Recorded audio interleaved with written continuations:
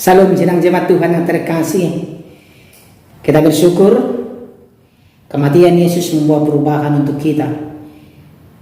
Sidang jemaat Tuhan, lewat pengorbanan Yesus, hati kita diubahkan, hidup kita juga diubahkan. Mari lewat renungan ini kita merenung atas kematian Yesus dan Dia akan bangkit untuk menyelamatkan kita. Namun sebelum kita masuk dalam renungan kita mau memuji Tuhan.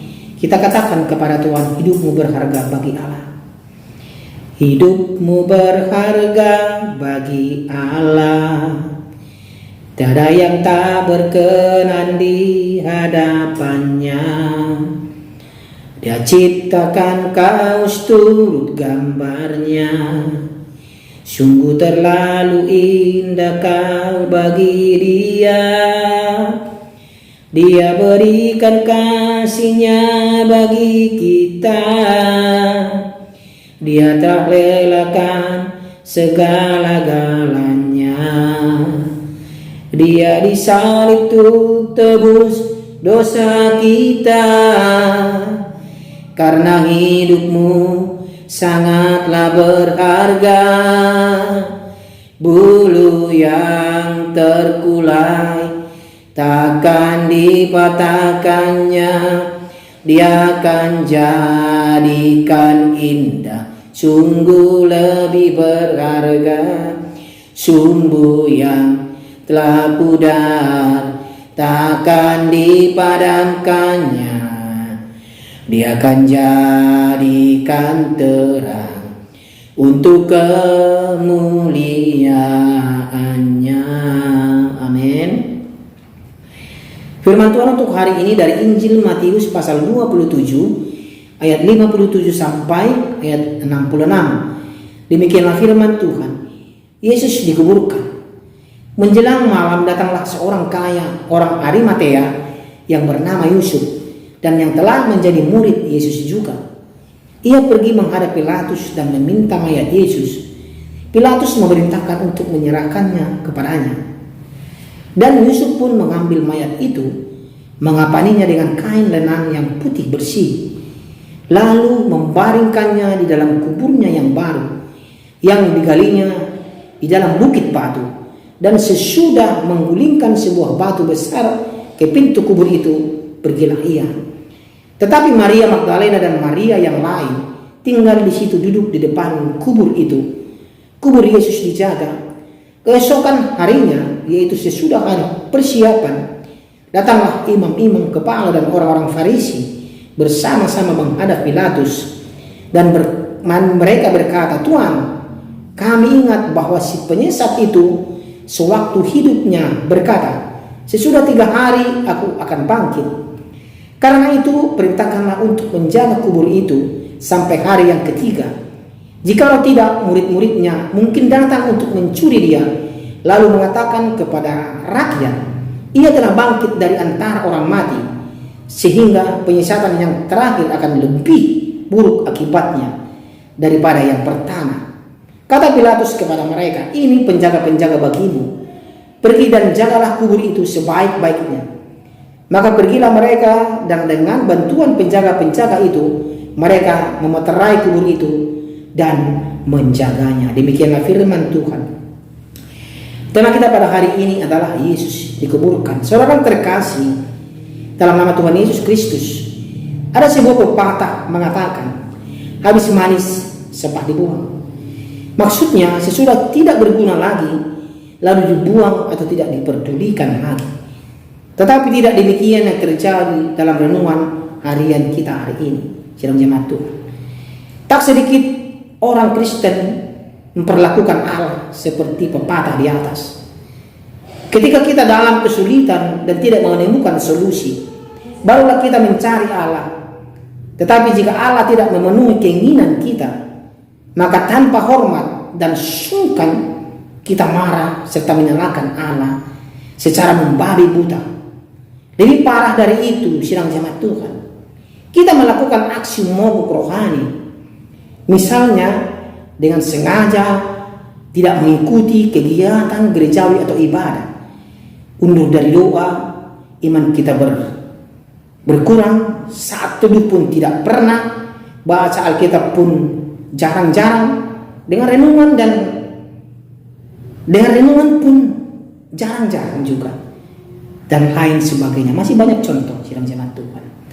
Namun tidak dengan seorang kaya dari Arimatea yang bernama Yusuf muncul di dalam Injil ini. Ia memiliki kedudukan yang sangat terhormat sebenarnya.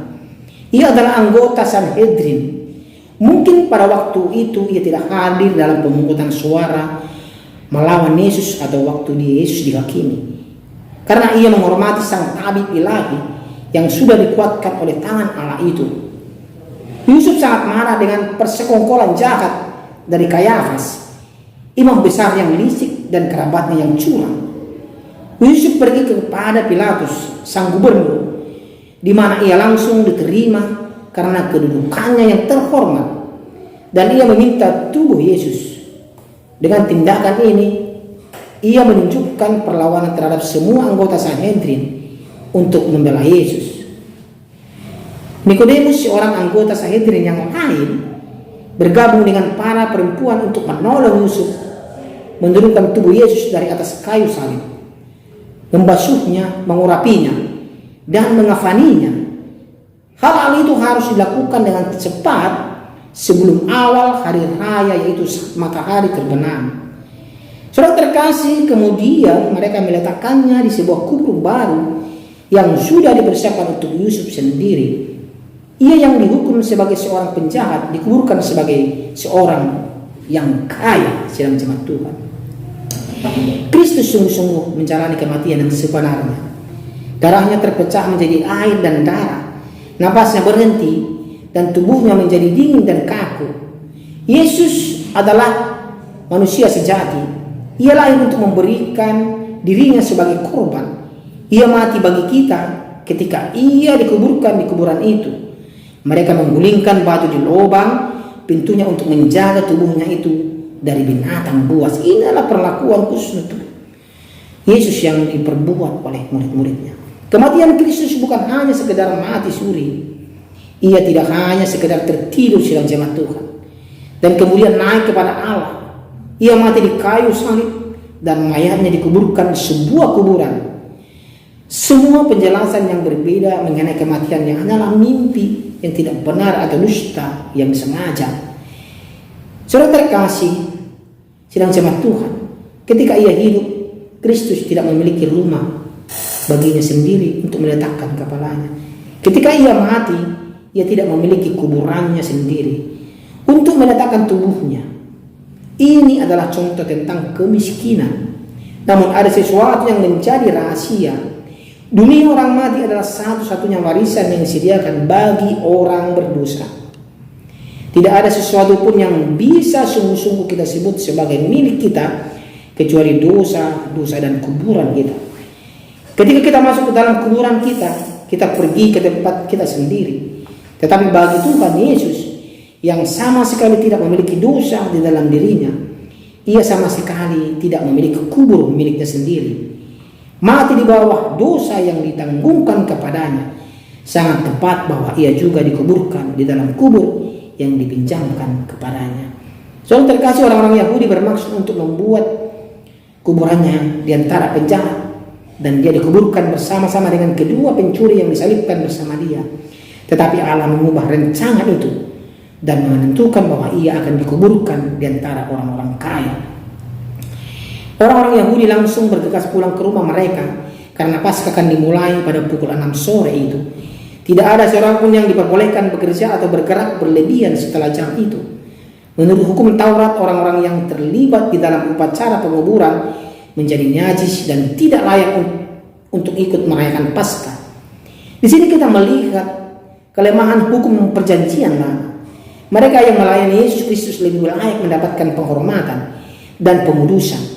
Barang siapa menerima dia yang tersalib akan disucikan sampai selama-lamanya.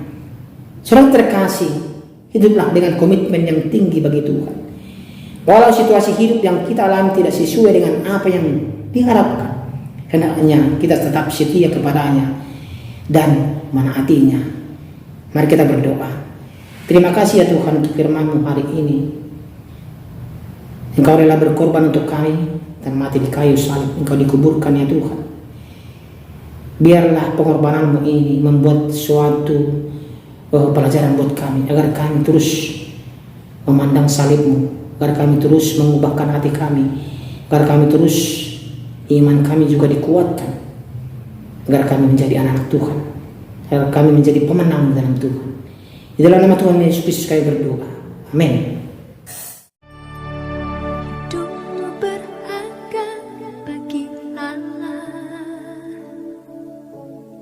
Tiada yang tak berkenan di hadapannya.